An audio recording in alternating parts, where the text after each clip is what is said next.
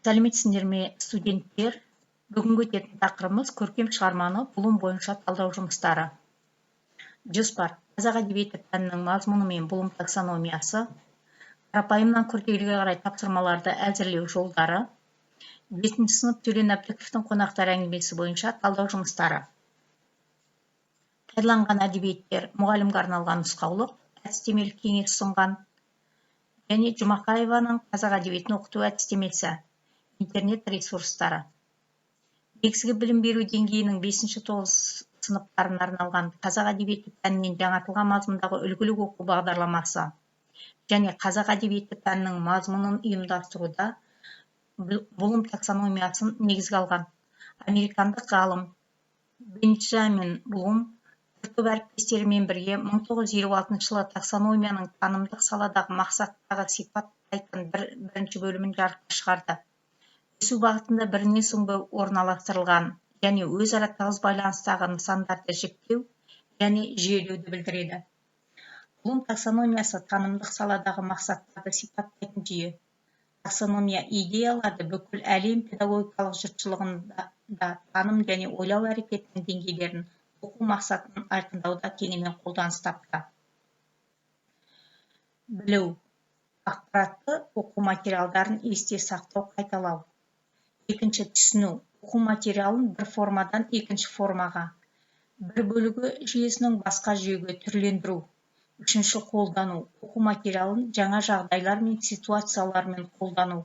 Төртінші, талдау, анализ: оқу материалын құрамдас бөлшектерге жіктеу, олардың арасындағы байланысты анықтау.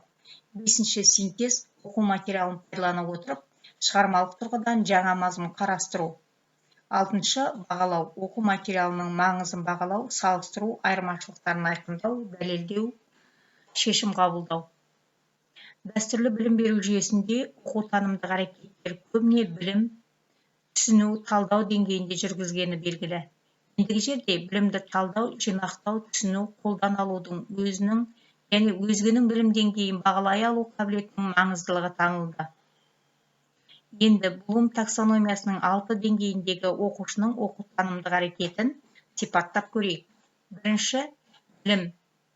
Бұл білу дайын күйінде көшірілмей, тұжырымдар нақты талаптар тұрғысынан болуы.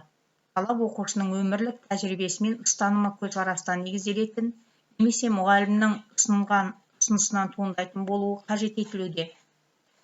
Білімнің категориялық мәні кеңейе түсті. Мәселен, білім қайталау немесе тану арқылы мәліметтерді есте сақтай алатындығын тексеру, мағлұмат пен деректерді еске түсіру арқылы жүзеге асырылатын категория.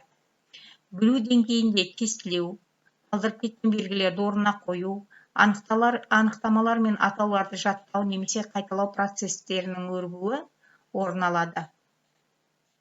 Оқушылардың басты мақсаты ақпаратты жанында сақтау, іздеу болып табылады. Мысалы, Абайдың өлеңін жатқа білмей, оның көркемдік ерекшелігімен оқырманның ішкі жан дүниесіне қандай сезімдер тудыратындығы туралы ой толғап немесе шығарма жазу мүмкін емес. Сол сияқты 7-ші сыныпта берілген Төлен Әбдіковтің қонақтар әңгімесін алайық. Әңгіменің мазмұнын меңгермей, келесі бұлымның қадамдарымен жұмыс істеу мүмкін емес. Бұлым таксономиясының екінші деңгейі түсіну категориясын құрайды. Түсіну дегеніміз мәліметті таныс, анық күйге ауыстыру арқылы өзіндік түсінік қалыптастыру. Бұл деңгейде оқушылар мағлұматты тек есте сақтамайды, олар оның ауқымы мен көлемін ұлғайтпаса да, сол берілген мөлшерде басқаша қылып көрсетеді. Ол есте сақтайтын мәліметтерді басқа жүйеге түрлендіреді. Оқушылар есте сақтайтын мәліметтерді басқаға жеткізу жолдарын анықтайды, ұқсастықтар мен айырмашылықтарын анықтайды, салыстырады, нәтижелерді суреттейді. Бұл деңгейдегі тапсырмалар білу деңгейімен салыстырғанда оқушылардан белсенділікті талап етеді.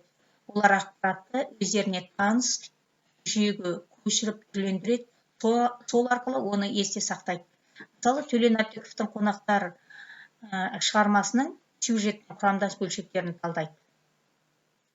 Қолдану: қандай да бір жағдаятты шешу үшін мәліметті іс жүзінде қолдану, жүзеге асыру. Бұл деңгейде оқушылар мұғалімнің көмегінсіз таныс емес жағдаяттарды өздерінше шешу керек. Мұнда қорытынды маңызды мәселе болып қалмай, сонымен бірге шешім іздеу үдерісінің өзі де маңызды болып танылады.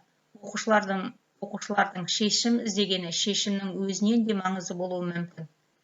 Әбдіков қонақтар әңгімесін әдеби мұраларды, тұлғалық болмысты гуманистік тұрғыдан талдап, шығармадағы эпизодтар мен бейнелерді салыстырады. Міне бұл қолдану деңгейіне жатады. Талдау.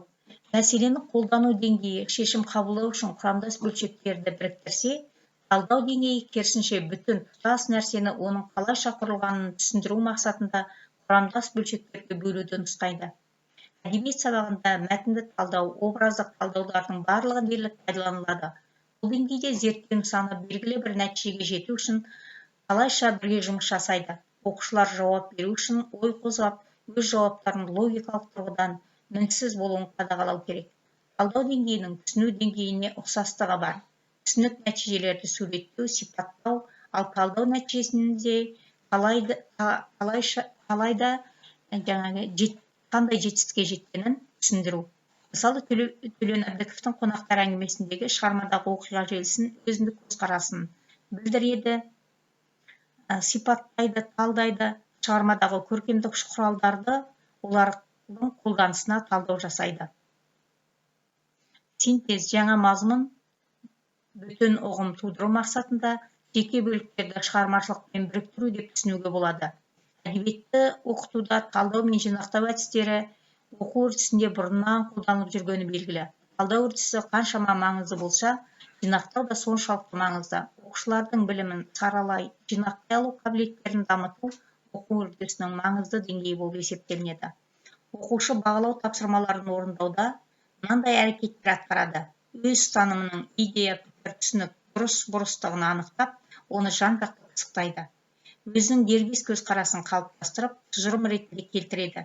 Өз пікірін дәйектейді, негіз келтіреді, жақтайды, дәлел келтіреді, сілтеме жасайды, қорғайды. Мысалы, Төлен Әбдіковтің қонақтар әңгімесін шығармадағы оқиға желісін өзіндік көзқарас тұрғысынан дамытады, тұжырымдайды өз ойын, оған мәтіннен негіз келтіреді, дәлелдейді, қорғайды. Бағалау. Сіздің ойыңызша қалай деген пікірталас пен дау туғызып сұрақтар арқылы жүзеге асады. Төлен Әбдіковтің қонақтар әңгімесін ұлттық құндылық тұрғысынан талдап, әдеби эссе жазу, әдеби шығарманың эстетикалық құндылығы туралы шағын сыни шолу жазу, әдеби жанр түрлерінің даму барысына жаңашылдыққа заманауи тұрғыдан баға беру, бұның барлығы осы бағалауға жатады екен. Міне Блум таксономиясының осындай деңгейлері бар, яғни қарапайымнан күрделіге қарай құрылған тапсырмалардың деңгейі.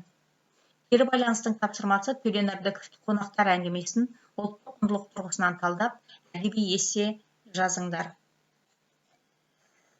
Енді кері байланыстың тапсырмасын